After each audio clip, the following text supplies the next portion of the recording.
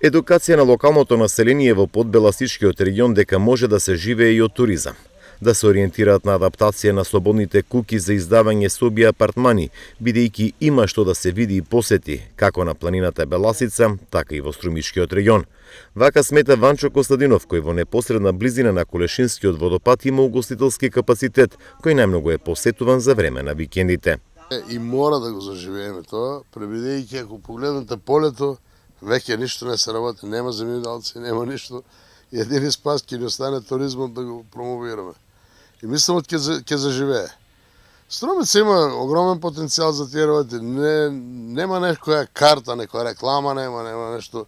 Иначе има повеќе места кај треба се посетат. Не Цареви кули, не Струмин гроб, не Колешински водопади, Споларски, Мокрински извор. Има сегде по нешто.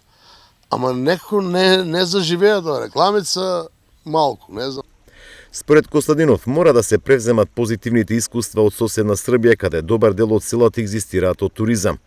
Признава дека се иселени населените места во Подбеласичкиот регион, но оние кои живеат или имаат имоти во овој регион, може да иницираат туристичка дејност. Нема селскиот туризам е замрен. Тука населението е, како да ви кажем, 300 куќи во Колешино, а до 80% се во странство. Има преку океанските земји, 320 фамилии има во Австралија. Куќите им се празни, не ги изнајмуват. Не е развиено се ошто тоа.